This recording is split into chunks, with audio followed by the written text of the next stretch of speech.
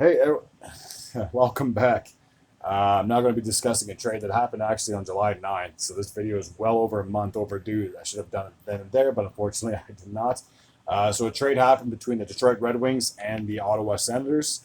The Detroit Red Wings traded away Dominik Kubalik, who I have loaded up on the screen, and defensive prospect Donovan Sebranjo. And they also gave up a first round and a fourth round pick in next year's draft. In return, or in exchange, the Red Wings got Alex Debrincat from the Senators. He's come out basically since the season was over, and even prior to, I wouldn't be surprised if he had these discussions while the season was going on, is that he had no intention of signing long term with the Senators, which for the Sens, you got to think that's kind of a blow because you just traded for this guy a season ago with the Chicago Blackhawks, and now you got to trade him away. But they ultimately had no choice. They're kind of like handcuffed. They had to trade him because if he just walked and Ottawa got nothing, well then they would have got screwed. So that's the thing with that's the one thing with trades is that you want to try to get it done before it's too late because once that's the clock's ticking more than anything. So obviously they had no choice. Alex said, "I don't want to sign here. I don't want to stay here long term. I can't see myself committing to staying with this team." Then obviously the GM had no choice but to make a few phone calls, and obviously Stevie Y picked up on the other line, and the deal is set in stone. I got to say it's a win-win for both these teams.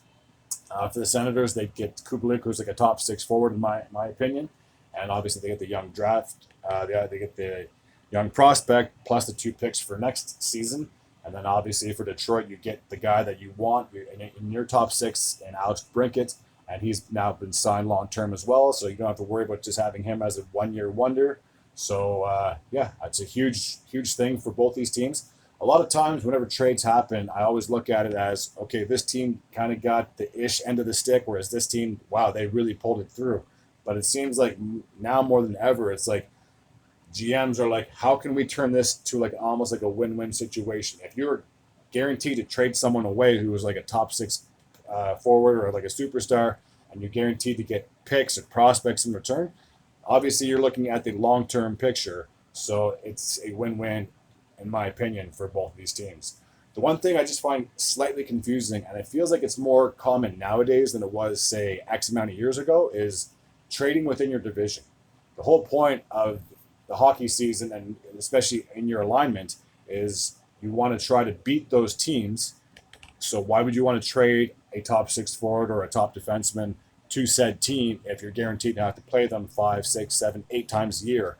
The schedule changes every single time. So for me personally, if I was trading someone away, and obviously I'm not a GM by any means, I would rather trade someone. So for example, if I'm in the Atlantic Division, I would sooner rather trade someone who's in the Metropolitan that I'm only guaranteed to see that person or that team X amount of times per year. It could be 3, 4 times.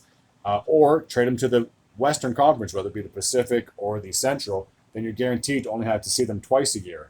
But obviously, if you like what you're getting in return, you have no choice but to go with the flow.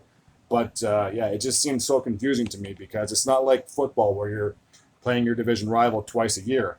You're playing these teams in your division, like I said, could be 5 to 6, 7, 8 times a year. So do you really want to have that person on that team have an impact on their team playing against you? For me, it's always been a little bit of a head scratcher myself, but it is what it is. So just to quickly wrap up, Detroit, Ottawa, Debrincat for Kubalik, a prospect, and a couple of draft picks. Thank you all, as always, for tuning in, and until next time, take care.